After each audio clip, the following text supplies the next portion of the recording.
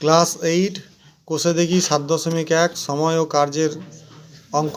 দেখো 5-এর দাগে বলছে 3টা ট্রাক্টর দৈনিক 18 বিঘা জমি চাষ করতে পারে, 7টা ট্রাক্টর দৈনিক কত বিঘা চাষ করবে।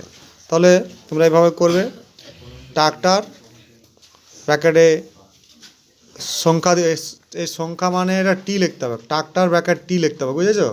ট্রাক্টর ব্র্যাকেট টি আর জমির পরিমাণ ব্র্যাকেট বিঘাতে। তাহলে ট্রাক্টরের সংখ্যা বেড়েছে, জমির পরিমাণ কী হবে, জমি চাষের পরিমাণ বাড়বে। তাহলে এদের মধ্যে সরল সম্পর্ক, সরল অনুপাত লিখতে হবে।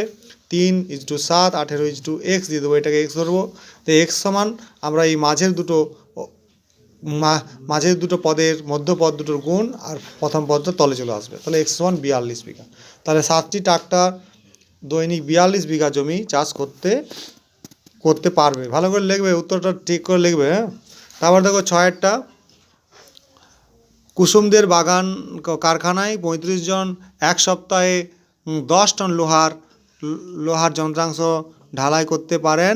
তাহলে মালিক এক সপ্তাহে 14 টন লোহার যন্ত্রাংশ ঢালাই করার বরাদ পেয়েছেন, তাকে আর কতজন নতুন লোক নিয়োগ করতে হবে সমানুপাত তৈরি করেছে। তাহলে লোহার যন্ত্রাংশ টনে আর লোকজন, তাহলে 10 টন লোকের জন্য 35 জন লাগে, 14 টনে কত লাগবে।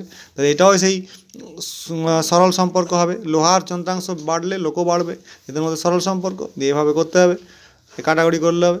কি 5-2 10, 5-7 35, 7-2 14, 7-7 49। 49 থেকে 35 জন ছিল, আরও বাড়াতে হবে। তাহলে 49 থেকে 35 থেকে 49 যেতে কতজন লোক যাবে, 14 জন লোক লাগবে আরও, ঠিক আছে।